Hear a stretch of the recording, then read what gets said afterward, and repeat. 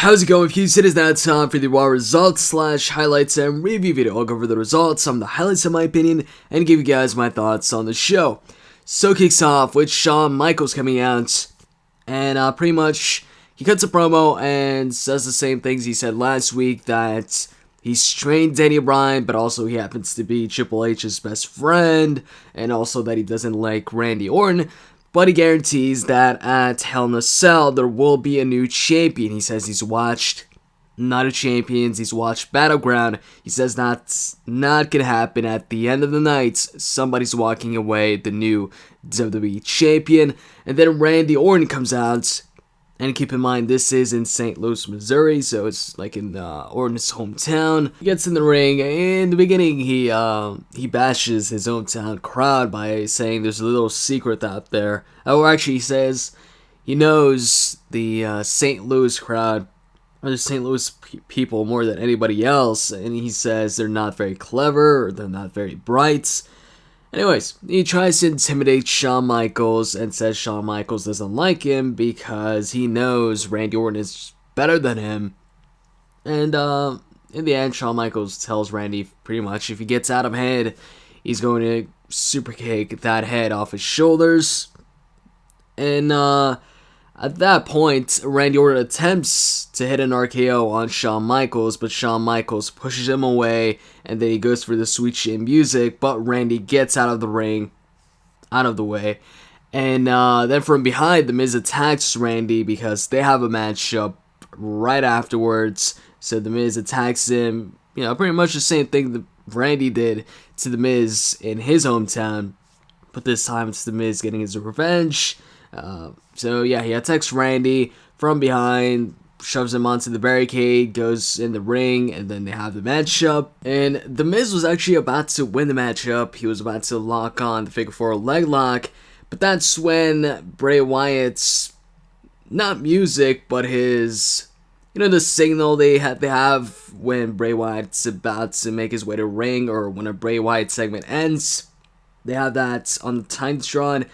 And lights go out, and then Bray Wyatt and the Wyatt family appear on the stage. Bray Wyatt is sitting on the rocking chair. That distracts The Miz, and then Randy turns him around for an RKO, pins him, wins the matchup, and then Bray Wyatt goes on to talk about how pretty much The Miz is what he loves about this world, you know, with the red carpets, the fame, this and that.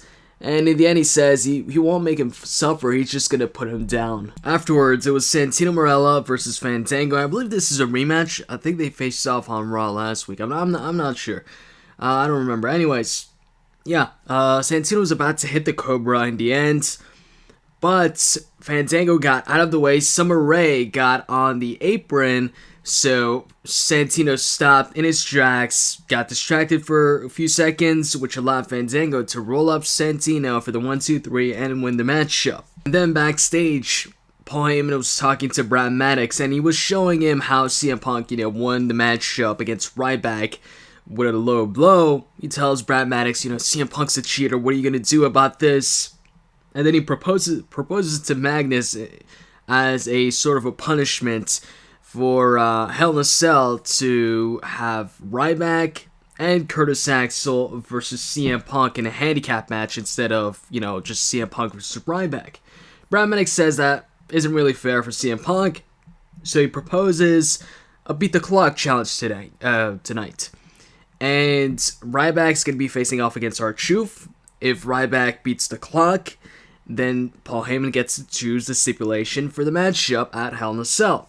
But if CM Punk beats the clock, CM Punk will be facing off against Curtis Axel. If he beats Curtis Axel quicker than Ryback, then he will pick the stipulation for the matchup at Hell in a Cell. The Lost Matadores then face off against 3MB once again. I think this is their third match with 3MB right now, or I think so. I don't know. Anyways, this time it was Heath, Slater, and Drew McIntyre.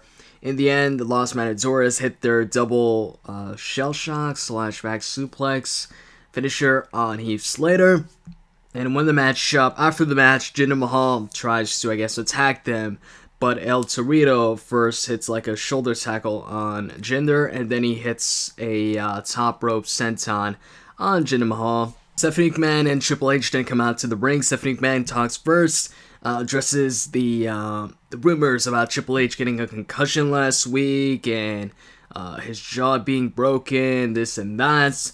She says, all of those are false because Triple H is the game, is a cerebral assassin, king of kings. And eventually Triple H says that he's going to show us the bad guy. He's going to, right now he's going to be the bad guy. And anybody out there that even thinks of the word yes is going to have to be praying. And at that point, Daniel Bryan's music hits. He comes out and he just starts chanting yes, yes, yes to piss off, Triple H.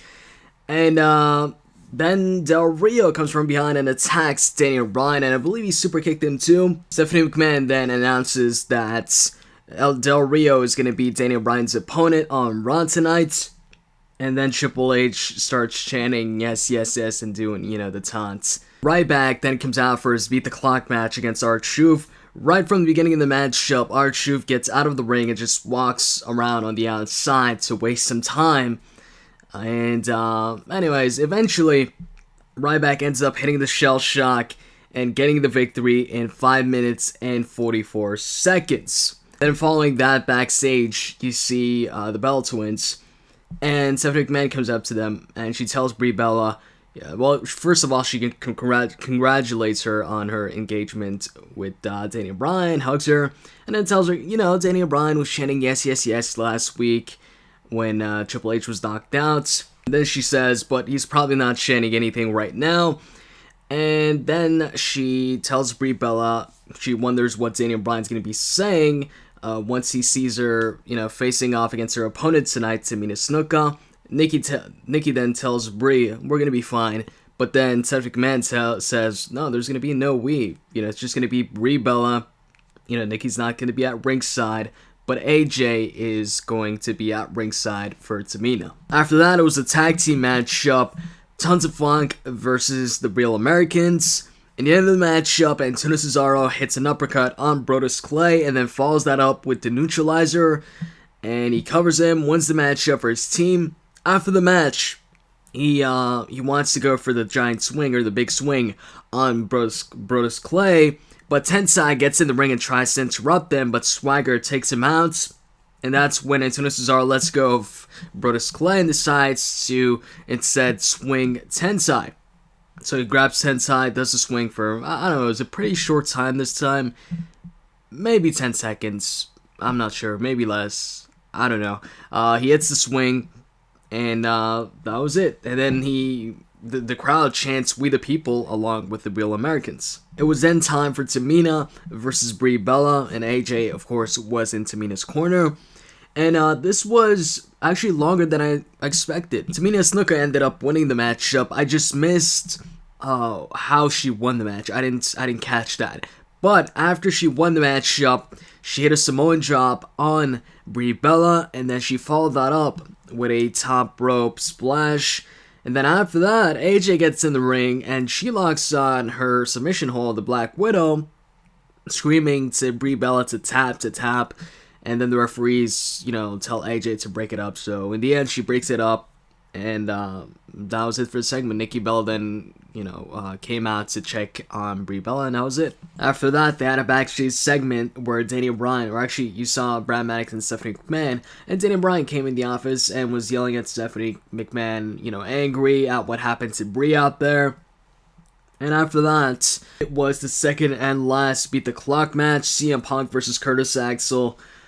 And this matchup was mostly dominated by Curtis Axel until the end, where CM Punk started picking up momentum, hitting the elbow and all of that.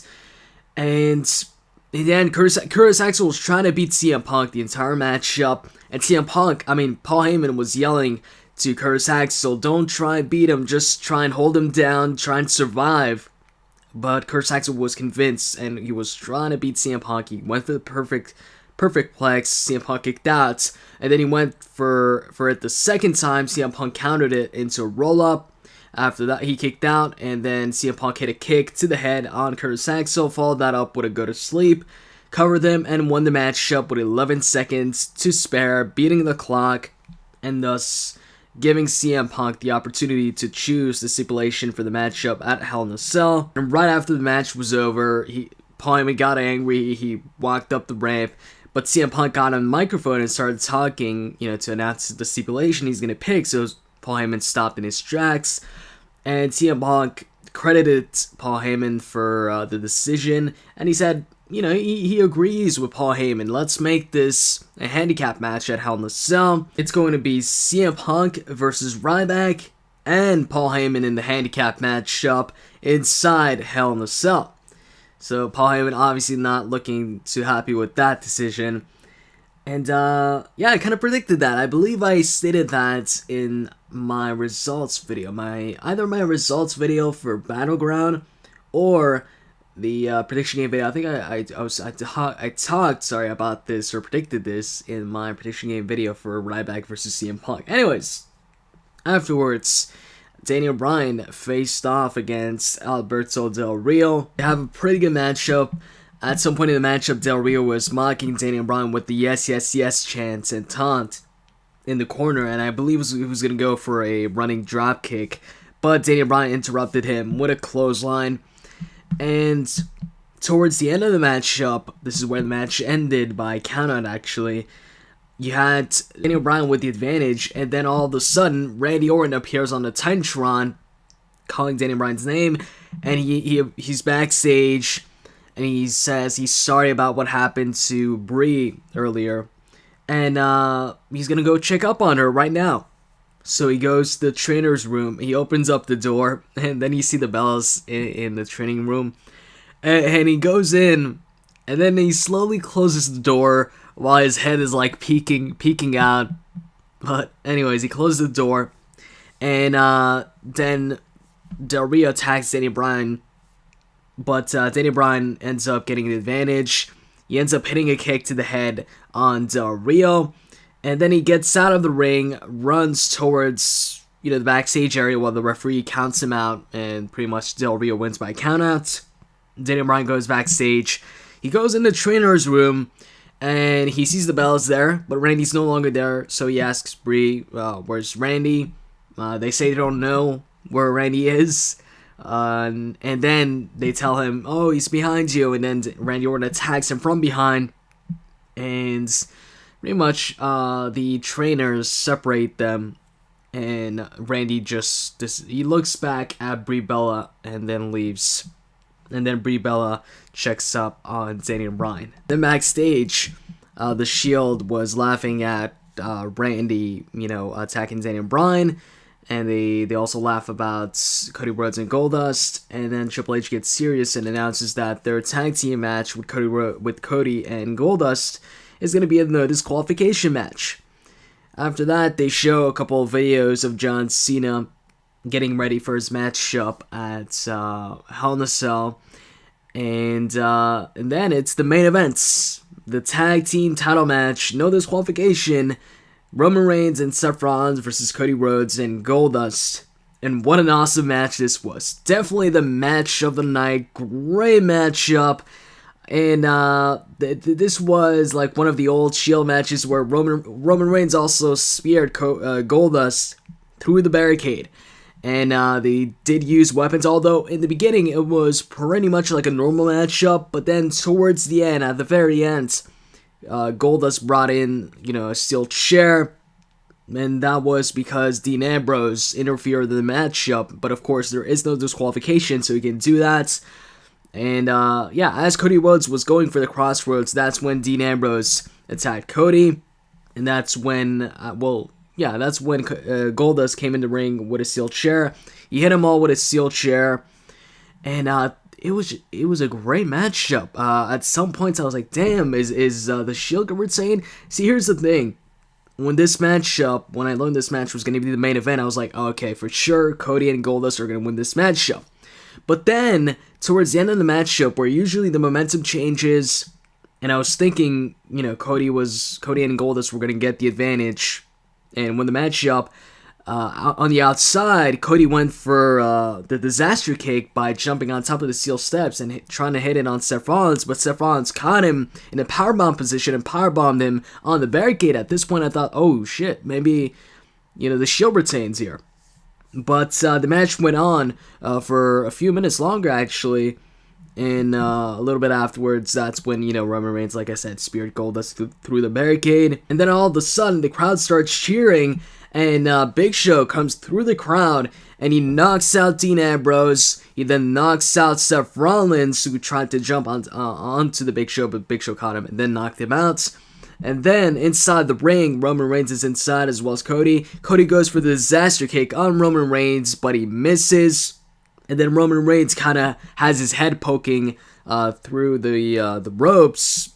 And that's when Big Show also hit the knockout punch on Roman Reigns. Cody then pins Roman Reigns, gets the 1, 2, 3, and wins the tag team championships with Goldust. So new tag team champions, Cody Rhodes and Goldust. And then right after the match is over, Big Show gets out of the way. He goes back in the crowd and starts, walking up the crowd.